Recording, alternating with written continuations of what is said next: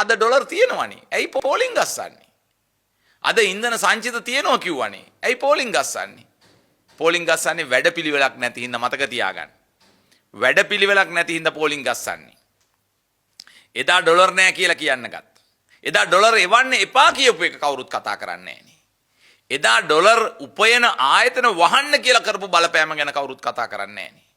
එදා විදේශ ප්‍රේෂණ ලංකාවට එවන්න එපා කියලා අද කැබිනට් ඇමතිදුර දරන එදා විපක්ෂ තක්කඩි දේශපාලනය කරපු අය. එදා ප්‍රකාශ කරපු අද කවුරුත් කතා කරන්නේ නැහැ. දැන් අද වර්තමාන විපක්ෂේ ඒ තක්කඩිකම කරනවා පේනවද? අපි කියන්නේ එච්චරයි වෙනස තියෙන්නේ මෙතනයි. වෙනස වෙන කොහෙවත් නෙවෙයි තියෙන්නේ. එදා විපක්ෂේ සහ අද විපක්ෂේ ගන්න.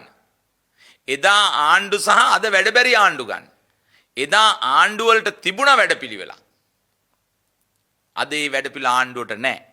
එදා විපක්ෂයට තිබුණ වැඩපිළිවෙලක් තක්කඩිකමින් එහෙම නැත්නම් ක්‍රූරත්වයෙන් එහෙම නැත්නම් තර්ජනයෙන් එහෙම නැත්නම් කරන්නම බැරි නම් ගිනි තියලා විනාශ කරලා බෙලි කපලා මරලා හරි අර කියනවනේ මව්බිම නැත්නම් මරණේ එහෙම තමයි කියන්නේ.